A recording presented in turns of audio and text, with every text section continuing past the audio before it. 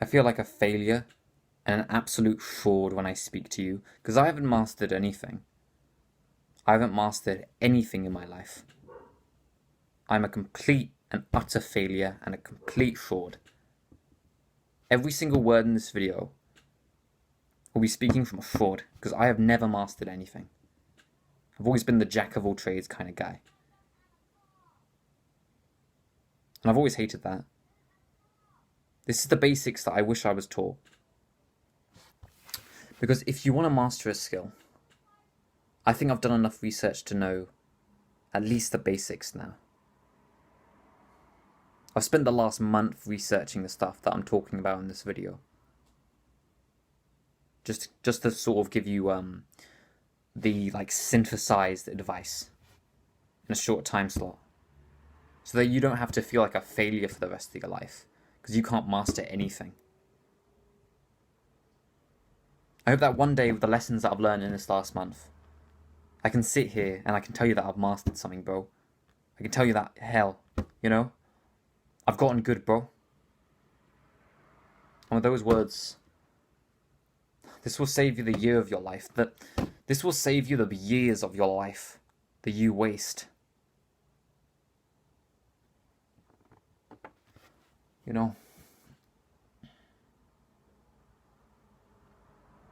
Because life is a video game. Just choose an area, Like in video games, you'd say, I'm going to build my house today, That it's almost like that for mastery, In the first part of this video, you're going to learn what you're supposed to do, right? What do I master then? Okay, so I'm supposed to master something, right? Like, what do I actually master? You're going to know exactly what to master. You're going to know exactly how to master it. You're going to know how to master it very, very, very well. You're going to know how to learn to master it even better and to get advice from people that are genuinely top of the top charts, bro. I'm going to share many, many secrets with you today. Part 1. Essentialism. What subjects do you actually master then? List out every single desire you hold right now. If you care about this video, if you care about not being a failure for the rest of your life, if you care about making life a video game, get a piece of paper and a pen, or a document, or just whatever works for you, bro. I'll link a document in the description for you. Just write out every single thing that you want in life, every single desire you hold, that phone you want, every single thing, right?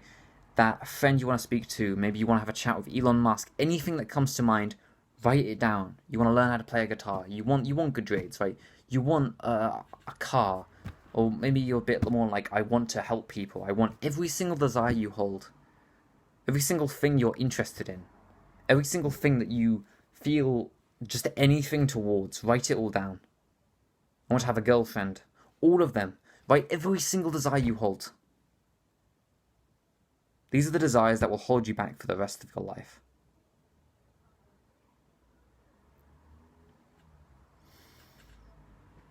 Do you want to know how Mike Tyson really became world champion?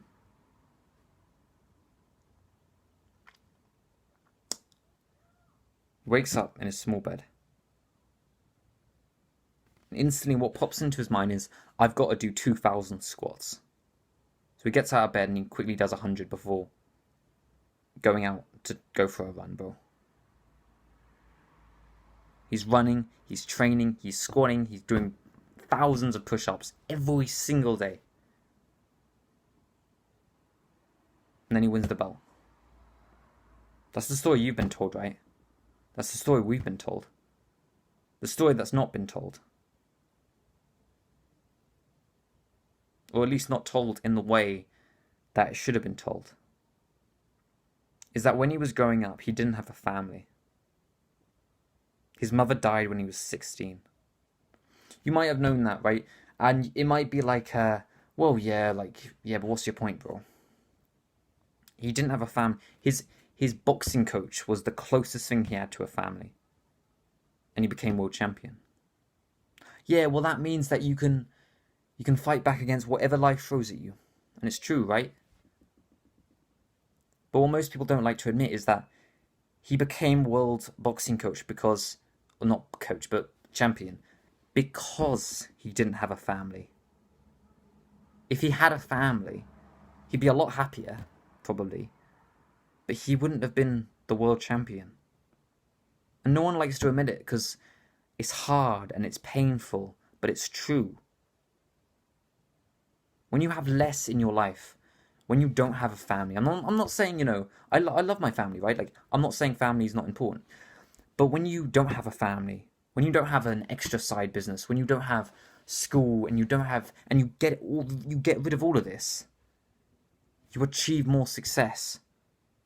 Mike Tyson was able to do 2,000 squats a day because he wasn't having tea with his mum. And although that's sad, and although it would have been lovely if he did have his mum, he wouldn't have become world champion if he did. Successful people are fundamentally broken. And that's not what I'm trying to make you to become. But let's at least cut out all the garbage, right? Because I'm not going to lie to you, bro. Right? There's that hobby you're interested in. There's that friend group that you're doing. There's that girl that you want to get. There's that other girl that you want to get. There's that protocol that you've been looking into. There's that game that you've been playing recently. There's that number you've got in your head that you want to achieve. There's that job that you're trying to get into. There's that relationship problem you're trying to fix. You've got all of this going on in your life, and it's all stopping you from mastering something. The way you find out what you want to master is by finding your priorities and then making them your priorities. So once you've written out your list, which you should have done by now, genuinely click off the video if you're not going to write out a list. It's completely useless if you're not. I want you to scrutinize every single desire that you hold. Every single desire you wrote down and every single desire you hold, scrutinize it. Pick it apart.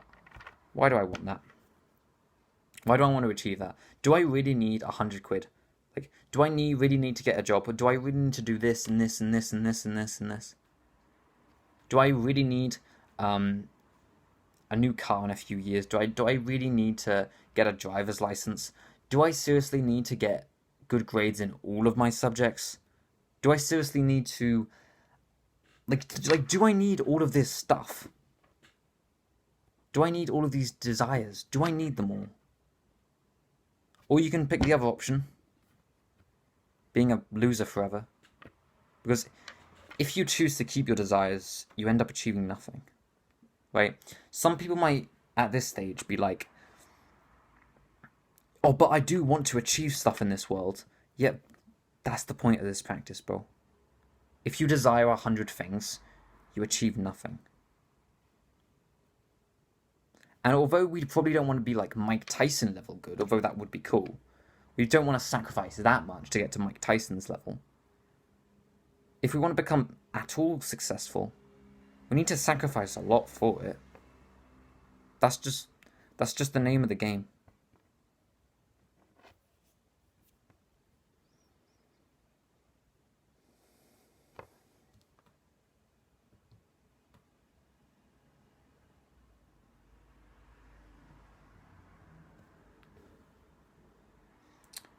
Where did this desire come from?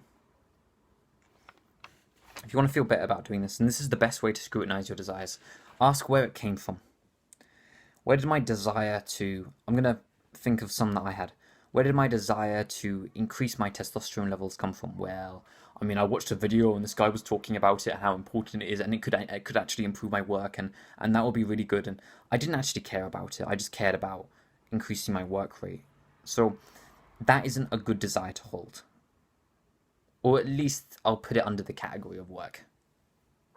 So I scrutinize that, and I try not to look too much into that nowadays. Imagine that you were given 100 books and you were told to read them.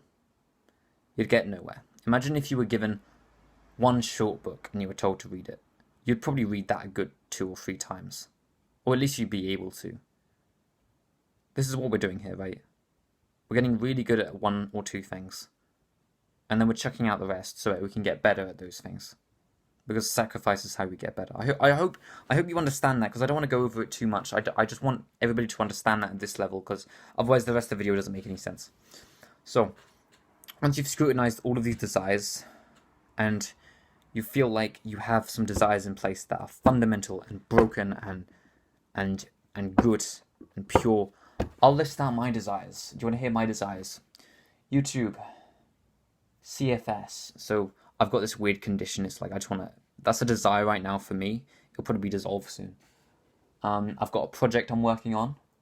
Sprinting, family, love. That's it. Those are my 6 desires. Now, I'd love to say I don't do anything other than those 6 things. Well, I don't really. I mean, like, what else do I do other than those 6 things? Well, I mean, I don't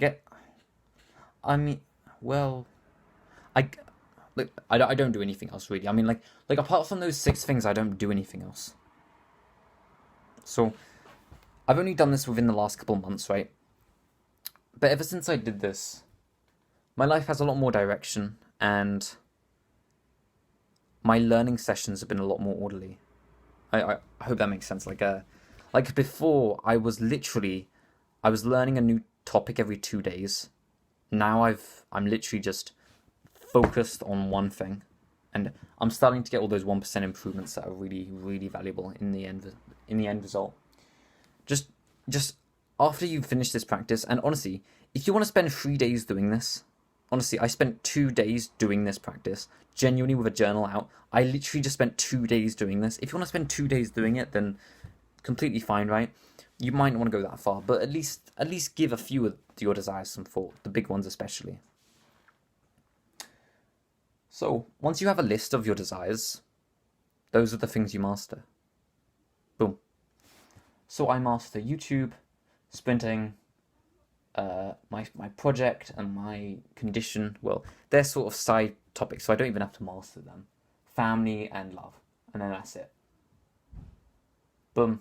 That's my list finished. Generally, all the exercise I do nowadays is just to get better at sprinting. I genuinely don't care about anything, I genuinely don't care about any other muscle in my body. I literally just want to get more healthier and more muscular so I can sprint better, and also because of this whole condition thing, and also to work on my project. So, yeah. Boom. I think that's the first one done. Part 2, the theory of constraint. So this is mainly from Alex Hormozi. He's a $100 million per year sort of guy. So he's quite successful. Sorry, my throat is so dry, but yeah. Okay. Every single person that you've probably looked up to says, focus on your strengths. Focus on the things that you're really good at. This is not what successful people do. Successful people do not focus on your strengths. If you were a kid and you were playing basketball and you had a coach, the best coach, and like let's say you were incredible at shooting, you were really good at getting the ball in the hoop, but you were very bad at dribbling it across the what do they call it, the court. So you're trash at dribbling and you're great at shooting. The best coach would get with you and he would practice dribbling with you. Does that make sense? And that's what the best coaches in the world do. They practice the weakness. You're bad at dribbling? Okay, we'll practice dribbling. Because as long as you have a weakness, that weakness will be your constraint. And that weakness will own you until you own it. Right now you're owned by your weaknesses. You want to know why you're still so lonely? Because you've got a constraint that you're not looking at, bro. You've got a weakness that you're not looking at. I wish I could just shout at my young... bro, you've got a flipping weakness that you're not looking at right now, man. There's a weakness that you've got that you're ignoring. Because it doesn't matter. Just shut up, bro, and start actually focusing on that, man. Everything changes when you just focus on that weakness, man. I don't care about your strengths. They're ridiculous. Who cares? I can name 1,000 people that have that same strength as you. But you're the only one constrained by that weakness. And until you get rid of it, nothing is going to change. You'll still be a loser. You'll still be a failure.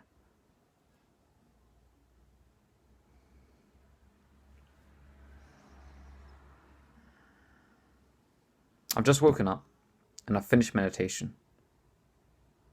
I go on YouTube and I click on the Your Videos button. I scroll down to my videos. I'm just going to see if they've got a couple of views and if they did very well, because then I know what videos people like and stuff.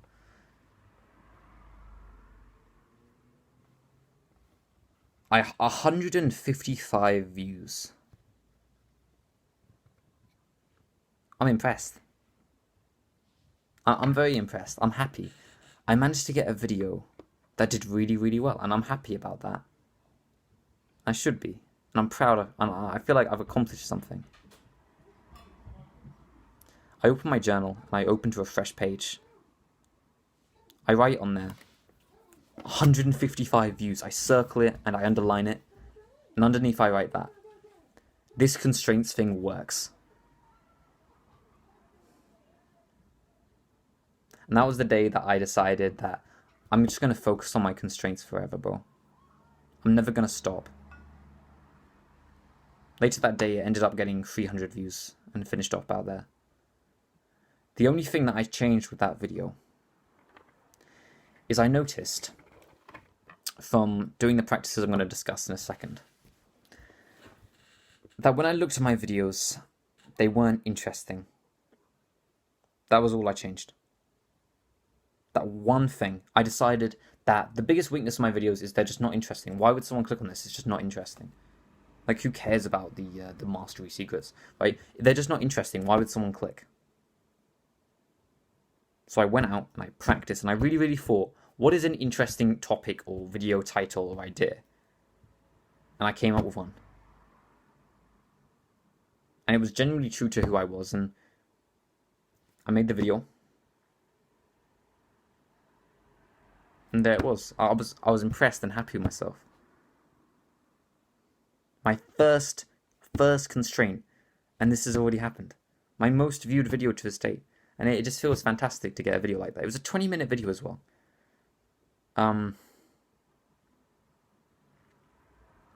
Obviously, this is not to say that I'm gonna stop growing and learning, and that's the opposite of what I'm doing. I'm going like now that I've learned this, I'm going like as much into the whole constraint idea as I possibly can. You're gonna learn more about that. But isn't that just sick, bro? 300 views, and it was like the first constraint I ever did. Think about how valuable this is, right?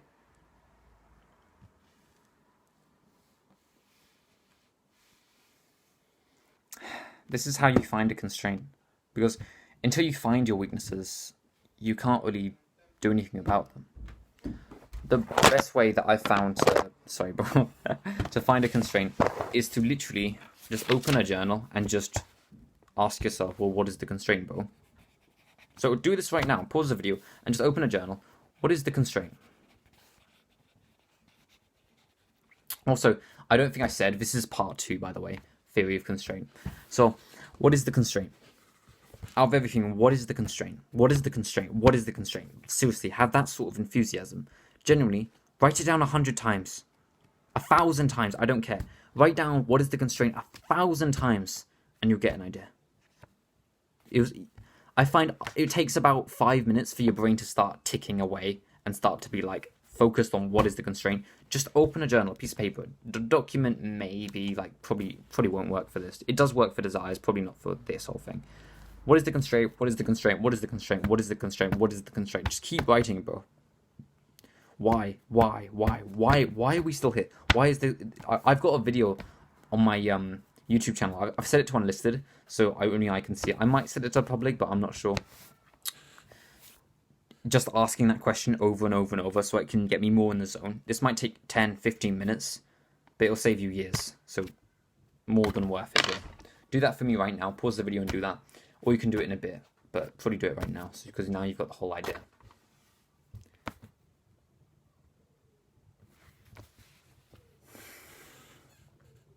So I found my constraint. This is the bit that took me weeks to figure out. I knew what my constraints were. I had a long list. Even to this day, I've got a long list of what my constraints are, but I don't seem to really know what to do about them. I was waking up every morning and I was just learning, like, how can I solve this constraint? And I would get a few ideas, but they weren't really going away. They weren't like, nothing was really happening. It was sort of like, it just felt kind of slow and boring, and I wasn't really sure what to do about it. I had my list, I know what I'm doing, and I sort of had some habits that I was trying to get into, but I was a little inconsistent with those, and it's like, nothing really seemed to work. Until I was watching an Alex Hormozi video. If you don't know Alex Hormozi, he's the guy I talked about earlier, like 100 Minute. Like, I'm not personally focused on making money, but he has some incredible ideas to becoming successful, so he's a good guy to look into. And he literally talked about a concept that was so basic that when I talked about it to my family, that later in the day, they genuinely laughed at how basic it was.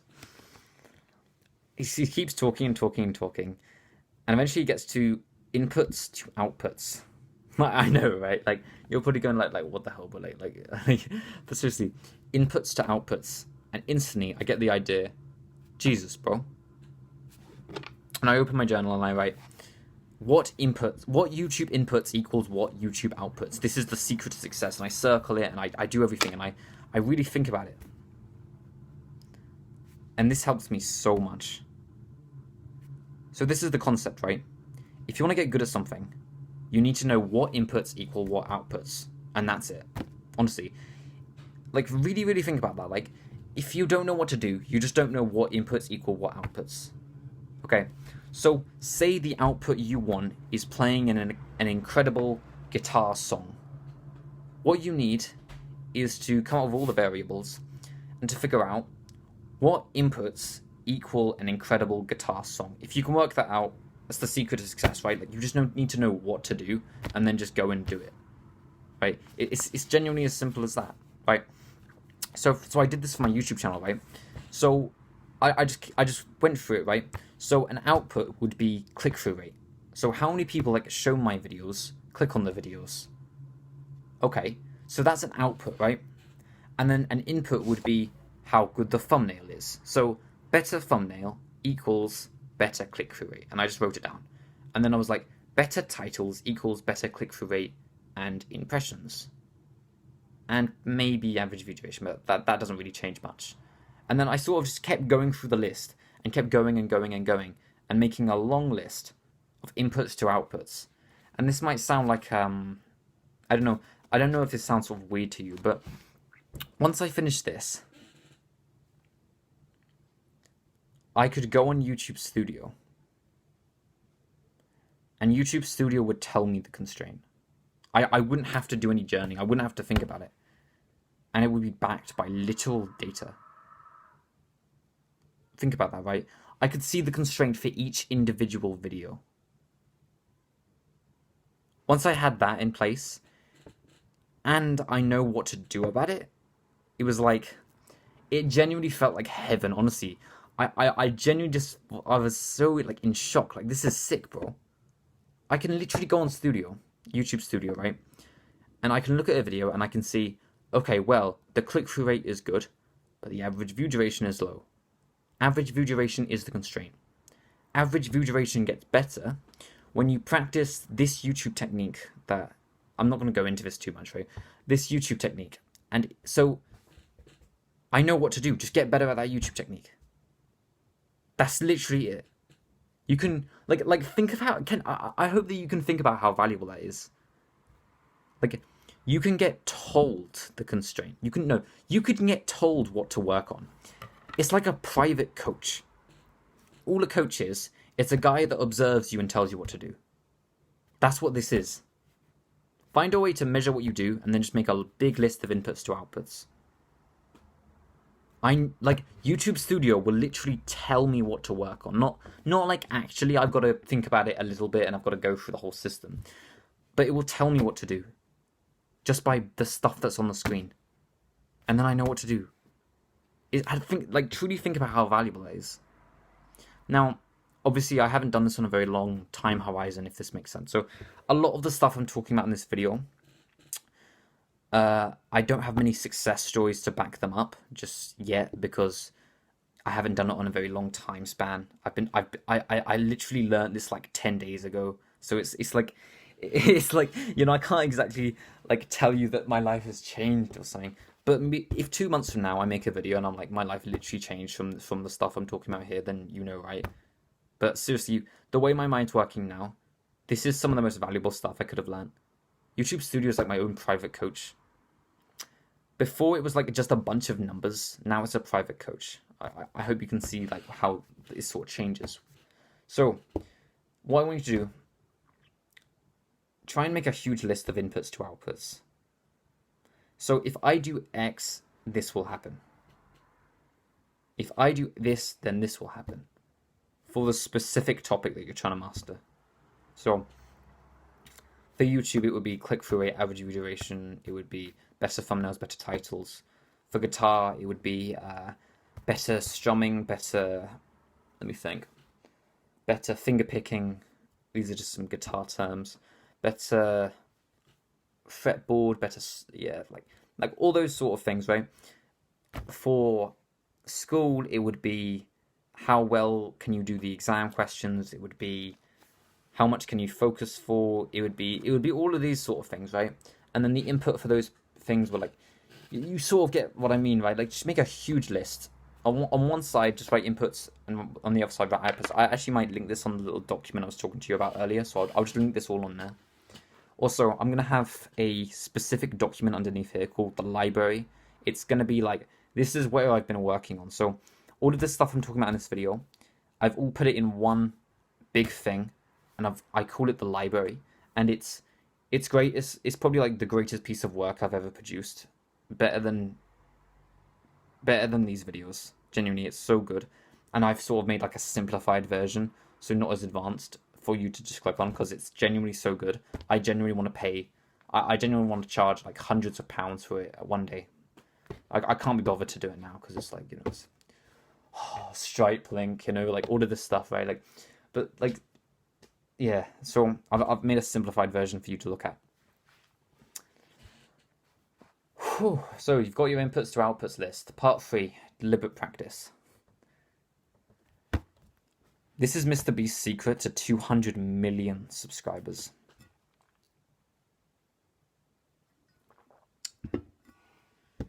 He basically lived in his bedroom. His morning routine was wake up, hop on Skype, and talk to people about YouTube. Genuinely. He'd do that for 10 hours and then he'd go to sleep. That was genuinely his life for 3 years. Wake up, hop on Skype, talk about YouTube, go to sleep.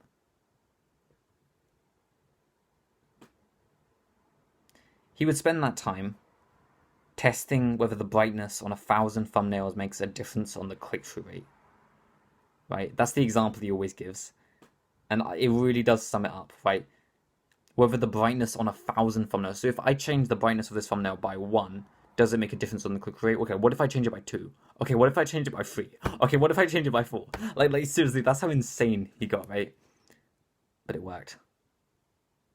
And now he's like literally easily the most popular person on this platform. And he looks like he's been there for a few years, and he looks like he's going to stay there for a while. Through endless repetition, endless improvement, he became where he is today. And this is the theory of deliberate practice, where you just practice getting better, making errors and then improving those errors. Once you have your input to output, you know what to do. You know what equals what. You know, if I make better thumbnails, I will get better click-through rate, right? Like you get what I mean, right? Like if I practice more finger picking, I will get better at playing this specific song, "Fast Car" by Tracy Chapman, right? You sort of understand this, right? Now you just need to know how much to do.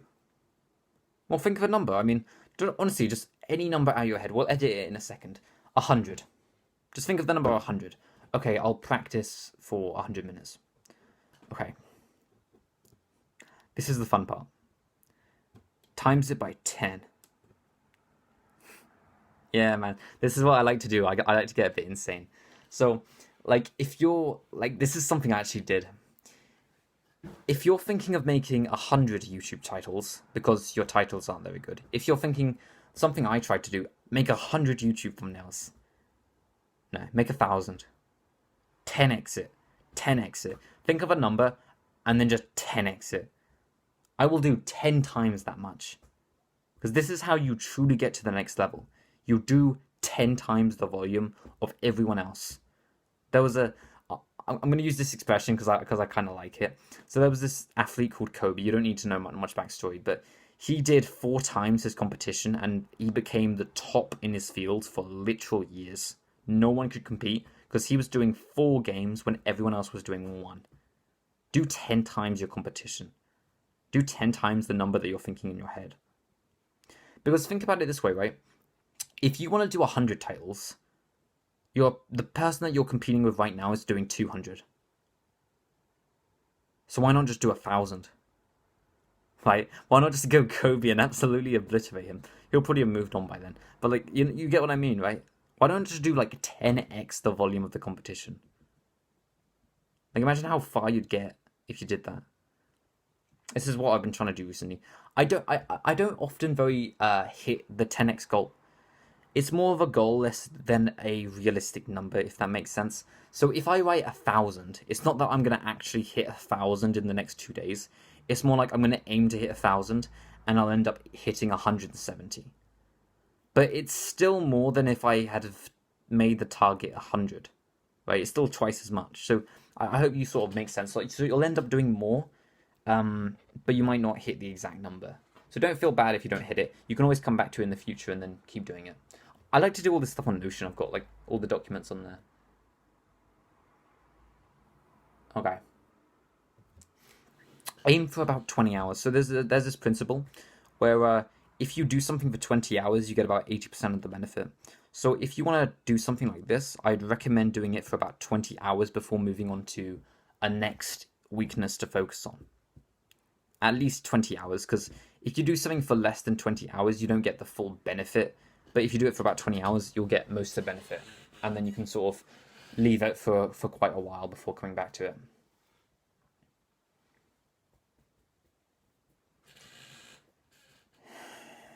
At the start of this year, I'd spend my mornings waking up, jacking off to Andrew Tate videos.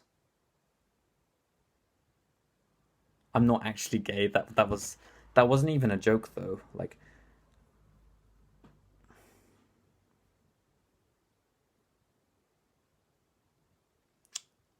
I was completely addicted to YouTube. I would watch Andrew Tate re-uploads, so like people would re-upload him onto YouTube, and I would literally just watch those. I would watch those for 3 hours.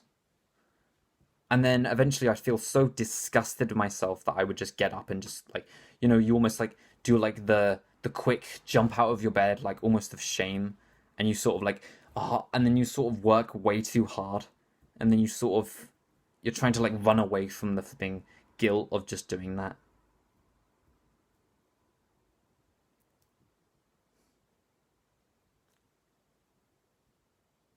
Yeah, not good times, bro.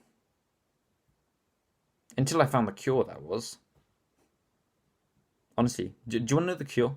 Do you want to know the cure to YouTube addiction that no one's talking about? Seriously. Yeah, that's really funny. You're 34 minutes into this video. Do you want to know the cure to YouTube addiction? But seriously, bro, nothing worked. And trust me, I tried everything. Right now, as we speak, I have 7 YouTube blockers on my laptop. I'd still spend 3 hours on YouTube, bro. There were still days when I spend 4, 5 hours on YouTube. Like, seriously, man, like you can't really imagine how far I went. I tried everything. Every single thing you can think of, I tried. until I came across this. The theory of the base attack. This completely changed everything. So, you know, in video games, you've always got a base attack. So in Fortnite, it was the pickaxe, right? In Fortnite, you've always got a pickaxe. If you join a game, you've always got a pickaxe. That's like your base attack. That's like the weakest weapon that you've possibly got, but you've always got it. Like in Minecraft, it's the fist. Your fist is the base attack, right? It's not very good, but it's like, you've always got it. So at least you can do something, right? In every single video game, you've got some sort of base attack. We have a base attack in life. So if you don't know your base attack, what is the thing you always come back to doing? What is the thing you always find yourself procrastinating, using to procrastinate on something else? But what's the one thing? So there'll tend to be like one thing that you keep coming back to, and then a few other things that you do sort of on the side. What is the thing that when you're just tired, you just go to this? For me, it was YouTube videos. I'm tired. Okay, I'll just watch some YouTube. Oh, I don't want to work. I'll watch some YouTube. I don't want to do this. I'll watch some YouTube. That was my base attack. That was the weakest possible move that I had in my arsenal. Level up your base attack. I've been really obsessed with this last couple of days because I had this idea. What if I made my base attack working hard?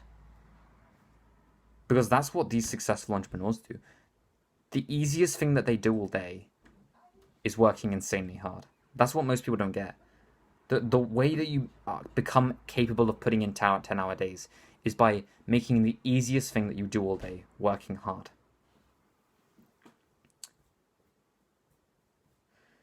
But just keep thinking, you've probably got that thing, you know that thing in mind? That thing that you've now got in your head after just listening to me talk.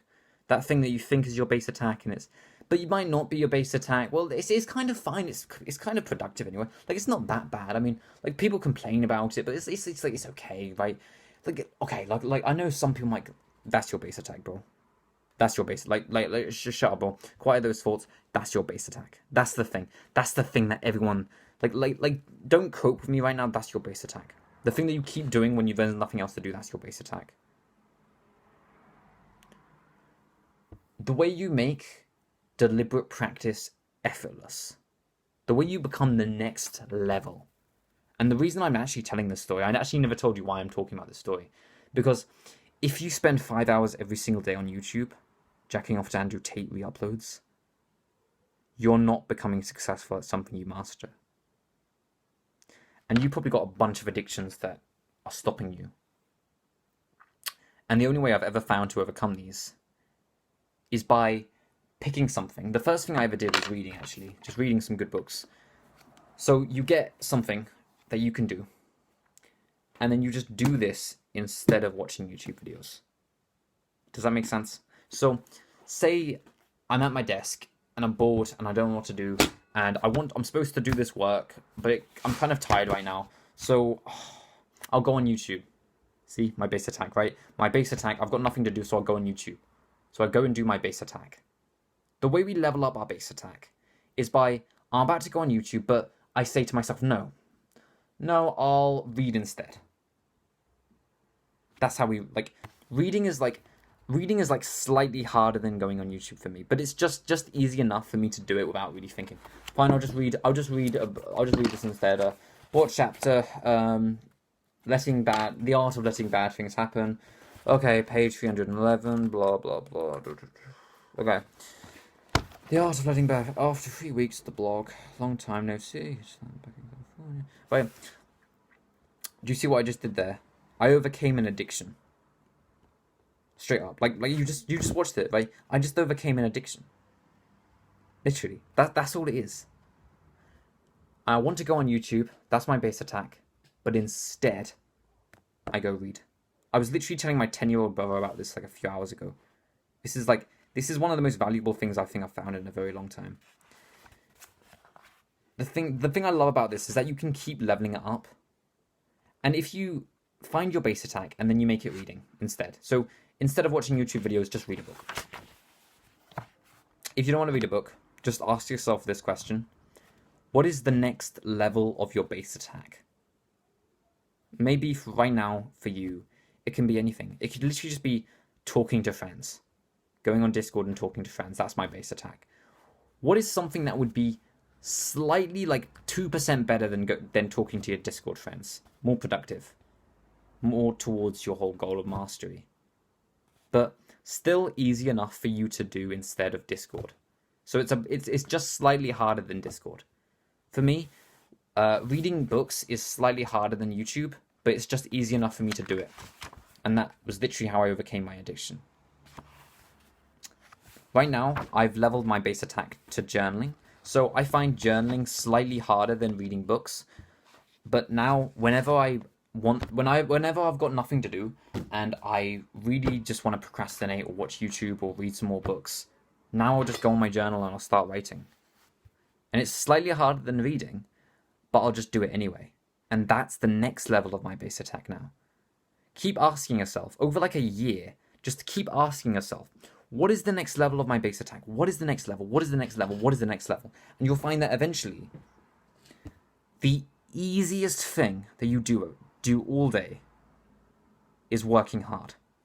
And genuinely imagine how overpowered that is. Imagine that you wake up and you want to relax.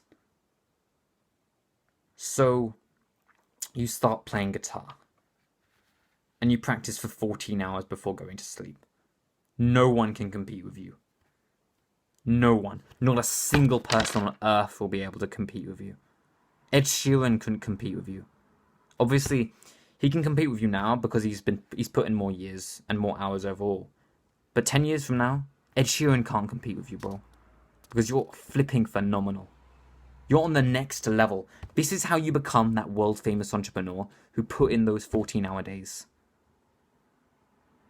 But this is how you do it in a way that actually works. Because a lot of the time you hear about these people that put in 14-hour days and you think, well, I'm not that disciplined. I'm not that hardworking. And I feel like that sometimes, bro. I feel like I'm not hardworking and disciplined enough to put in 14-hour days. And this is why the base attack is my strategy for working hard. Hopefully a month or two from now, the easiest thing that I will ever do in my life is deliberately practicing on my constraints. And that is my goal, honestly. That is the best thing that could possibly happen to me. And I'm absolutely looking forward to that happening. I hope I covered that enough. Wow. I'm just very obsessed with that right now. I've spent this last month learning all of these things, and I've put it inside this video for you. And now I'm teaching it to you. I've recorded a 40... We might end this video at like an hour and 20 minutes or something, an hour and a half. I'm teaching you what I've learned. If you want to really get good at something, you need to teach it.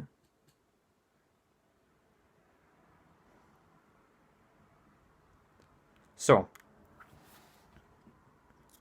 from recording this video, I've learned how important the base attack is. I've learned how important overcoming your desires is, and I should probably look more into that. I've learned all of these things. I feel like I've come a long way since my Andrew Tate jacking off days. I feel like I'm on the path to becoming like a younger Mr. Beast. I'm having all of these thoughts and all these incredible ideas while I'm recording this video. I'm not gonna lie, the stuff that I'm talking to you about right now, I've already taught in a previous video that I didn't upload. Honestly, like, I do this. Like, right now, this part of the video is deliberate practice. I've recorded probably a good 100 to 200 videos in the last couple of weeks, and you will never see any of them. They're just me practicing. They weren't even bad videos. They were just videos, right? They were just practice. Do you think inside of this video I was better? it literally just click on the last video I posted on this channel. Would you say that this video is like 2% better or something? At least, right? Right? Do you think it's like slightly better? Like, do you think this one's actually quite good? To be fair, the last video I did put a lot of effort in, but this video was slightly a bit less. But seriously, do you think it's better? Do you think my recording skills is better? Because I promise you, bro, it's all just deliberate practice. I record hundreds of videos. I have I have a list on my laptop with 170 title ideas. Just to practice making better titles. I have thumbnails on there. I have a list of, like, I've made like hundreds of decisions just to become more confident on camera because of how important that is. I'll live my life with more integrity. I have all of these things. And in the future I will have a lot more. This is what deliberate practice is. It's putting in 10 hours a day for 4 years, for 5 years, and then seeing the results. And if you want to avoid that,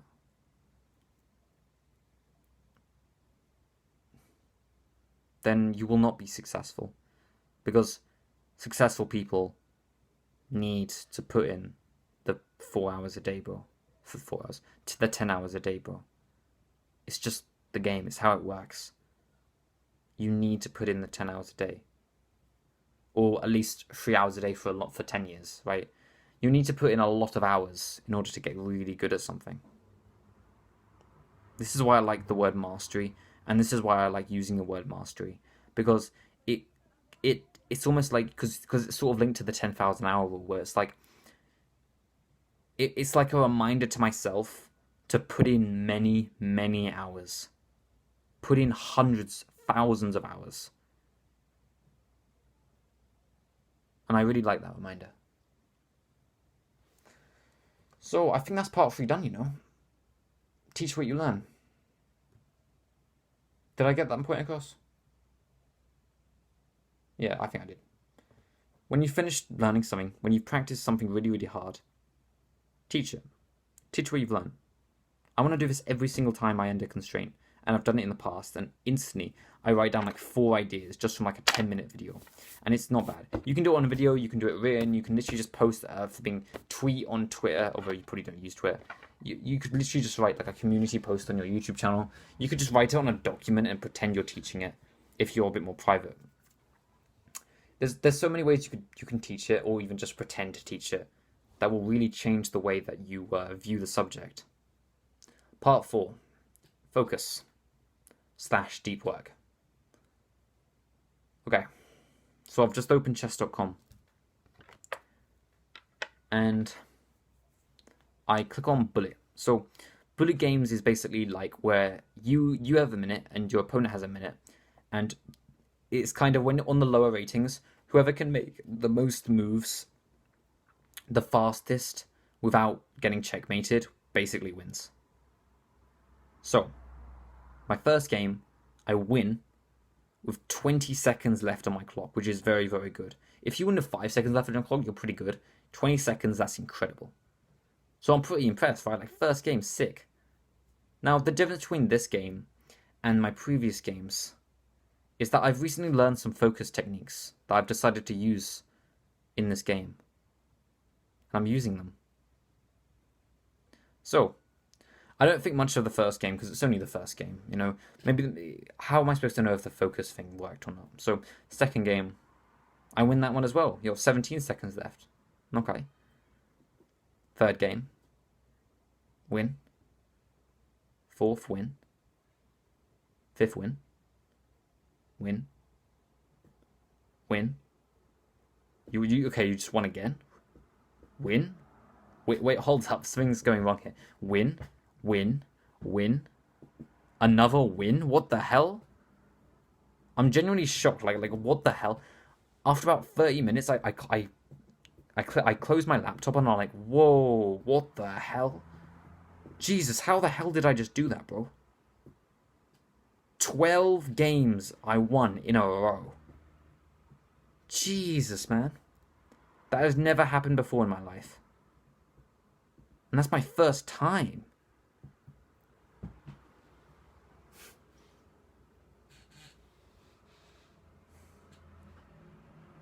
Keep your eyes on the screen. Don't take them off. If you've been watching this entire video on and not on full screen, then just put this video back on full screen. Don't do anything else. Don't check your phone. Just put your entire focus on the screen. If you drift off and you want to do something else, just pull your focus back. This is what I did. And it literally got me to win 12 chess games in a row, which is insane. I put my eyes on the 8x8 square chessboard, and I didn't take them off. I didn't take my eyes off them. Just for the next 10 seconds, just stare at a point of the screen for me. I'll do it with you. I'll stare at the lens. I'll stare at you, bro. Am I distracting you? Just stare. This is focus. This is how you dominate your competition. This is how you win 12 games in a row. This is the next level. I think sorry, ruined it, but anyway, I've still got to look at this flipping script, bro. Like, what can I do? Whenever you're working on something and you just want to focus harder on it, stop taking your eyes off the flipping screen, bro. Like, if I just, like, actually stop, though. Actually stop this, bro. Seriously, the amount of hours that you waste. You know that hour, that time that you spend an hour working, you feel like, I only got that much done. It's because you're flipping looking around at the room. Oh, the ceiling looks nice, bro. But I need time to think. I need to move my... But if I need to look away in order to think of what to say next. Shut up, bro. Come on, are you brain dead? Do you seriously need to look at? But I need to look at. Shut up, bro. Like, literally, just look at me. Look at me. Look at my face. Look at my eyes. Look at my glasses. Look at my incredible robe. You'll smell my flipping robe, bro. Like, just look at the flipping sign on the right. Like, oh, how interesting, bro. Like, who cares, man? Right? Like, zoom into that thing to see what my secret project is. Hopefully it doesn't say it on there. But seriously, just pay attention, bro. I know that seems quite weird, but it genuinely works. If you tell yourself that you're not going to take your eyes off this screen, I used to do this with books. I didn't allow myself to take my eyes off the page. Genuinely, this is how I dominated school and I got the best grades in class. I just didn't take my eyes off the flipping pad. Right? It's genuinely the secret, bro. We all know that losers look out the windows, bro. Now we are winners, so we're going to stare at our work with flipping deaf eyes. I try to do this better on camera, but it's a hard skill to learn. How athletes conquer games. So I'm reading Atomic Habits, so you don't really need to know the book, but it's right here actually. So as you can see, right, I'm not faking this. It's got 3 million copies sold. You can see that there. So Atomic Habits by James Clear. So I'm literally reading just a part of this book. I'm not going to flick to the exact chapter, but I'm reading this book. And I'm reading a chapter on making habits easier. So this is important for any habit. And I'm reading, and he starts talking about this concept of mastering the first 2 minutes. And he's talking about this concept of mastering the first 2 minutes. He's talking about how it puts you in more of a flow state, so focus. And he talks about how it almost makes habits easier and makes you do it more, and it has all these benefits. And I was sat there like, what the hell, bro? Seriously, man, like, you should have done this months ago, bro. I'm not gonna lie to you, bro. This next practice I can't stick to no matter what I do. I genuinely can't stick to it. I seriously struggle to stick to this one. And if I struggle with something, it's like, but like I'm not that great, right? But like, seriously, I struggle with it. It's just so hard for me. Like, because when I want to work, right? When I want to relax, I kind of just want to relax, right? That's the sort of guy I am. So this thing has always been quite difficult to me. But I know that it's really, really important. It's so important that I talk about this. It just wouldn't be right if I didn't. So I've got to say it. I really want to get more into this. I really want to start doing it more. Because if you can master the first 2 minutes, it almost like teaches your brain that if you do XYZ, then XYZ will happen, if that makes sense. So it's almost like, athletes, when they talk about, well, I need to wear my comfy socks, or I need to I need to wear this specific sock, or have this specific band-aid on, and it's like stinky, but they need to wear this specific band-aid, or they need to wear a specific shirt or something. The reason that is because when your body attaches something familiar to an activity, it triggers your brain to get into the same zone as the thing. Does that make sense? I mean, so if I listened to the exact same song every single time I journal, my brain will associate listening to that song to journaling, and then I'll be more productive when I journal. Does that make sense? So having a journaling playlist, or a practice that you do before recording videos that I need to do, or something you do before reading, or before anything that you want to master, is essential for teaching your brain that, okay, bro, you've just played your journaling playlist. Okay, now you've got to journal. Because the more you teach your brain that journaling playlist equals journaling, the more you feed that feedback loop, the better you'll get at journaling. The better you'll get at anything you do. And it's so essential, and I wish I was more consistent at it. I could have done this before this video, but I decided not to. It's genuinely something I really struggle with. I just want to work. I want to record this immediately, right? Like, when I decided to record, genuinely, in 2 minutes I was recording. And now I've been sat here for an hour, and like this is just, like, I finished the script and I thought, well, I'll record this now. So I started recording. It's just how it is, right? So, make a list of a few things that you're going to do before you start mastering the thing that you've chosen to master. So, the way I like to think of this, what is something that you want to do anyway? Maybe you want to meditate, or you want to drink more, or you want to do more. It can be anything, right? Name something that you want to do more of. Being writing more in a journal. Anything, right? And make a really, really small, like under 2 minute version of that, and just do it before you decide to start practicing. So it could literally be anything. It could be open your journal and write, okay, let's record. Like, genuinely just that. And you do that every single time you start recording. Honestly, if every single time before I recorded, I wrote, okay, let's record, the first 5 minutes of every single video I make would be phenomenal. It would be incredible. It would be so, so, so amazing. But because I don't write, okay, let's record in my journal before I start recording, the intros are all rubbish. They're not that bad, but like, they're not as good as they could be, right? So just make a list of a few small things. They don't have to be huge. Just literally just fill up water bottle. Like it's really, really simple things. Like, I don't know, read like half a page of a book. Like, really simple things that you could just effortlessly do. And if you can, I can't give you any advice for this because I've been really struggling to get this done. But it is so important.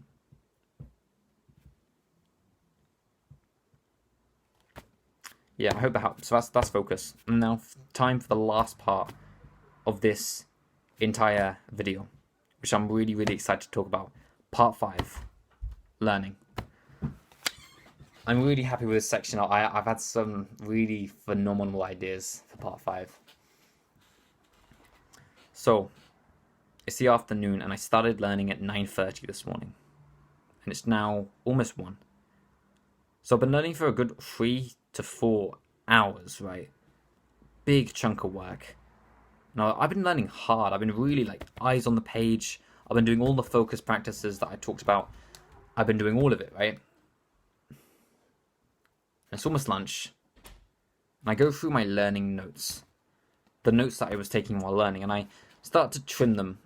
One gone, one gone, one gone, one gone, one gone. Gone, gone, gone, gone, gone. At the end of the trimming, I have 3 lines. 3 sentences. Imagine you were in class and you were learning for 3 hours, and at the end of all of it you had 3 sentences. You'd be awful, right? I learned, and in the end I had 3 sentences. I felt like an absolute loser. Like, how the hell is this productivity? 3 sentences? Surely you could have more than that. And it was literally not even useful stuff. It was like, a value is a behavior. Like who cares? Like yeah, sure, it did actually kind of help me in the future looking back, but it was so flipping rubbish. And although it was something, like we can look on the bright side and everything, but it was garbage, man. I really hated myself, and I started getting a lot of negative thoughts after that. And I don't know about you, but bro, if I'm not productive one day, I genuinely I stay up for an extra 2 hours just to make up for my lack of productivity. That's just the kind of guy I am. Like, it's a real flaw I've got. Like, if I don't get much done during the day, my self-esteem is so low that I will genuinely just stay up until like 9, 10 p.m. And that's not even that bad, but like I've been very consistent in the past. Sometimes even 11, 12, just to try and get enough stuff done to make up for the lack of productivity during like, the morning and that. And it just feels garbage, bro. I don't want to do that. Then one day when I was on a walk, I had an incredible idea. Ask some questions. And although it seemed simple at first, as I started to think about it more and more, it started to really click. When I came home, I started writing. What questions could I ask? And I journal page after page after page after page. At the end of about an hour or two, I have my list. A list of questions that I can ask myself to learn better. So I start using them the next few days. In a couple hours, I get an entire document done. In a couple hours, I get hundreds of words written. Just by using a few questions. And this was a unique idea, I'm pretty sure. I've never seen anybody talk about this. This is genuinely a new idea. Honestly, all I did is I thought about what questions would help me learn, would help me expand my brain. And then I came up with some ideas. I'll give you a few of them. Here's three ideas. So I've got like a list of 10, but I'm not going to give you all of them because they're very, very high value, right? Here's 3 of them, though. Who's the expert in this subject? What problem is the constraint solving? And why do I deserve this problem? 3 very, very good questions. I want you to make your own list. I want you to make your own list of questions to ask yourself before you start learning something. So, you know what you're going to learn, right? So I'm going to learn how to, because we've done the whole inputs, outputs, focus, deliberate practice thing.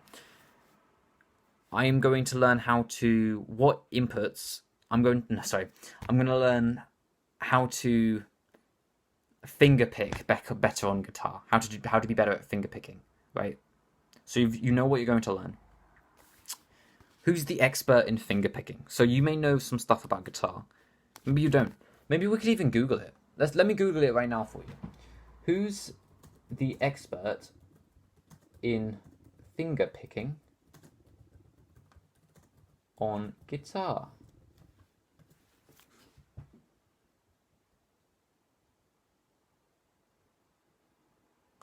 Best in the world finger pickers on YouTube. John Fahey. So John Fahey, John Fahey, is the best finger picker in the world. One Google search. What can you do with that information? Like, some people will be just deaf at this point, right? Like, okay, go look into John Fahey. Go listen to, literally, now just go to Google and search John Fahey finger picking advice. Genuinely, this is not even for show. This is not even for show. This is just a random idea I had while recording.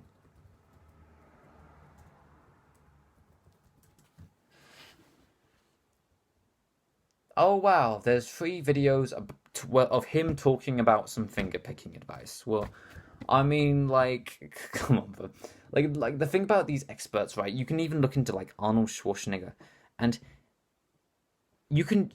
It doesn't have to be a big conversation for them to explain a very, very complicated thing simply because they've just put so many hours in, if that makes sense. Genuinely, who's the expert in your subject? Go learn from them. That's a really good one. Why do you deserve this constraint? Why do you deserve being bad at this thing? Okay, go resolve it. Okay. Like, what problem is this constraint solving? That's really helpful because sometimes you'll be, for example, one of my constraints is lack of confidence. So, why do I deserve a lack of confidence? Well, why do I deserve a lack of confidence? I don't do things I'm scared of very often. Okay, what could I do to be more confident? Do more things I'm scared of. Like, do you see how quickly you're able to go from weakness to action? Because that's the whole theory of this video. Weakness to action. What action will solve the weakness? It's like your own personal coach. Whew, yo, they have really, really helped me. Though those 3 ones are really good. I've got some more, but it's sort of like, make your own list. Think of your own questions. What questions would help me learn better? What questions would give me more ideas to learn? In the past, when I have learned something great, what questions did I ask myself to get to that point? Those are some good questions to ask. Oh, shoot. Okay. During about March to June of this year, I had an incredible transformation. My learning changed forever. And I look back with some very fond memories of that time. Genuinely, I felt absolutely incredible. I would watch full-length podcasts for a couple hours every single day. Right now, I could tell you how to perfect your sleep, a cure for depression that's twice as effective as antidepressants, the science of happiness, the optimal stretching protocol.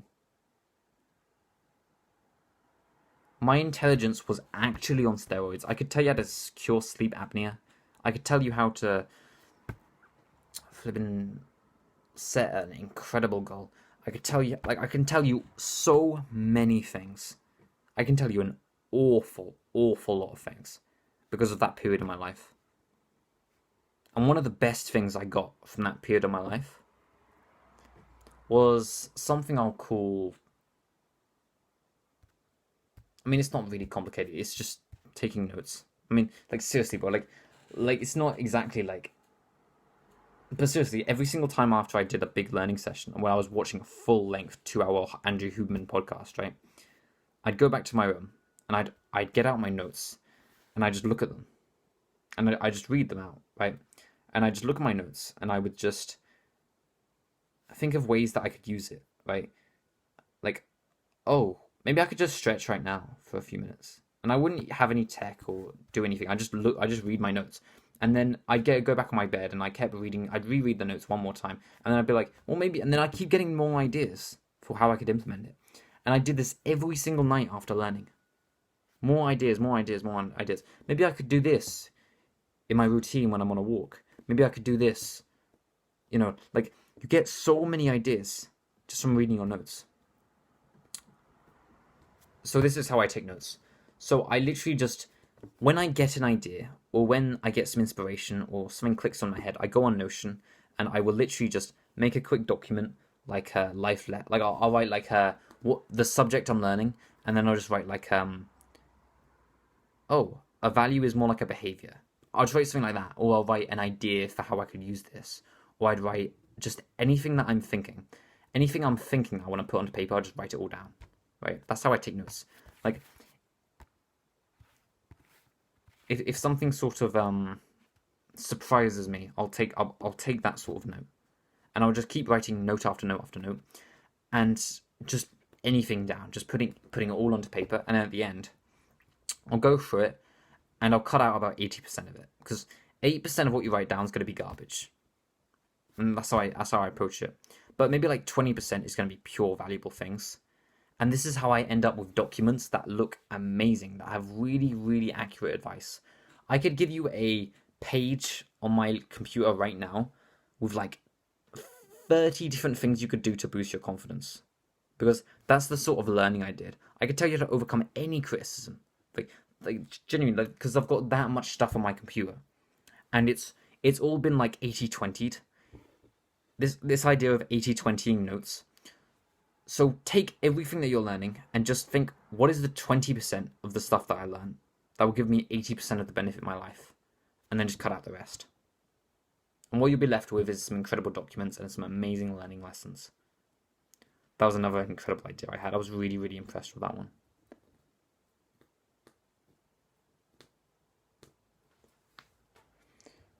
Whew, wow. So, that was a good video, bro. Okay. Oh, do you want some bonus stuff, bro? Okay, I'm just gonna throw a couple bonuses at you.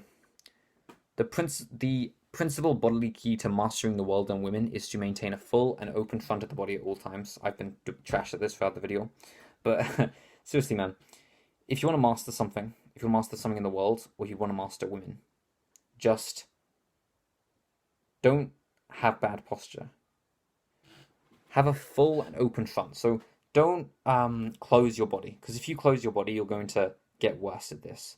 So it's hard for me to explain, but basically, this guy talks about it a lot. He's an incredible book. This is one of the greatest books I've ever read, and like, do you get what I mean? Like, the principal bodily key to mastering the world and women is to maintain, like if this guy says something, bro, I'm gonna follow it to a T. I'm gonna take that so seriously, because this guy is incredible.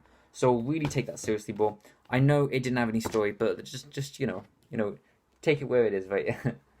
And then the greatest thing that I've ever learned in my entire life, probably. This is one of the greatest lessons I've ever learned in my life. I was a loser before I learned this. I'm so happy I learned this, and I always want to remember this. This is so important to me that I've got 5 pieces of paper literally pinned to my wall to remind me. My laptop home screen is literally this lesson that I'm about to teach you. It's very easy, now that you've finished this video, to go away, and you probably think I'm going to say, like, oh, not take action. I'm not even going to say that, bro. It's very easy for you to go away and find a new plan. Find a new idea. Find a new strategy. Find a new guide. Find a new... This is something that I did for a year, and I wasted a year of my life doing this. Whatever you... Jesus, bro. This is the most important thing I could teach you right now. You will waste years of your life if you don't follow this. I wasted years switching plans, changing things. Oh, I don't need to do this because XYZ. Stop it, bro. You're wasting your life. I would genuinely spend... I'm sorry, I'm breaking the principle. But I would... Flip, I don't even care anymore, bro.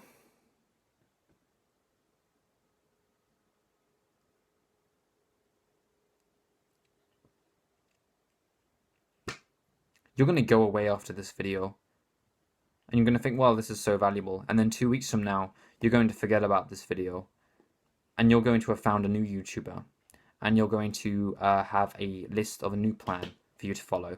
And then you're going to follow through on that plan, and you're going to forget about this plan.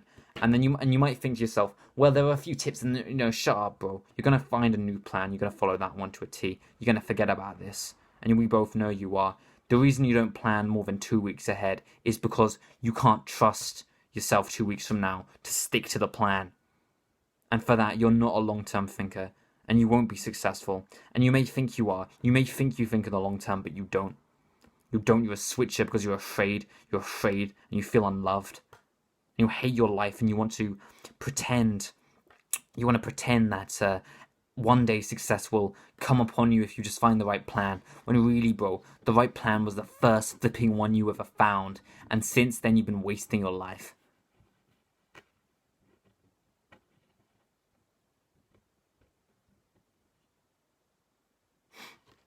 I've linked a document in the description called the Library of Constraint.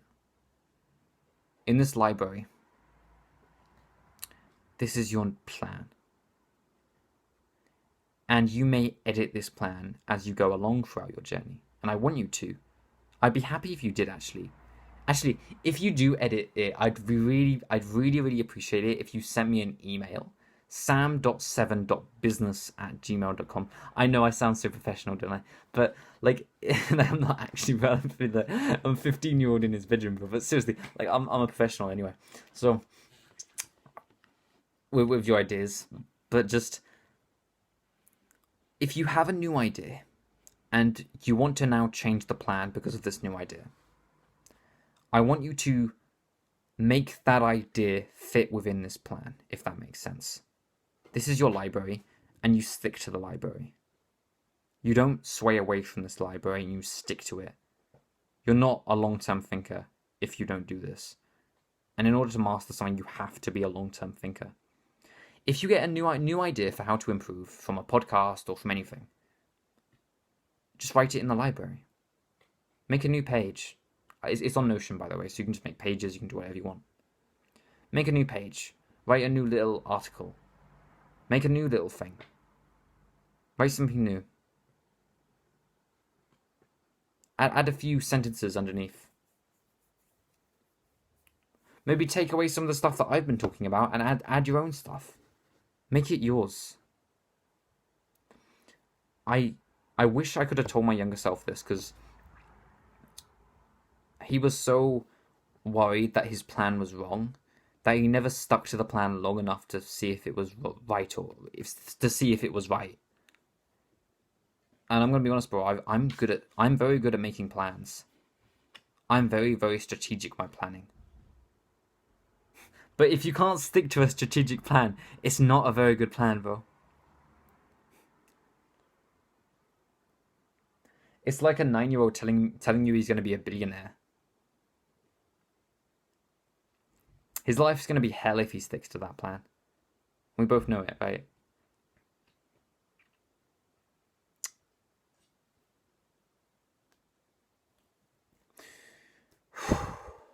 So, stick to that plan, bro. Everything you've learned in this video, you'll achieve 10 times faster if you do that last step. Yeah, I hope that really sinks in. I hope this video sinks in. If you're worried that you've forgotten something in the video, there's a document, and all of the principles, all of the actionable stuff is just written in there, so it's completely fine, right? So it's fine, bro. If you want to recap this video to listen to more of the stories and all of that, that's completely fine as well.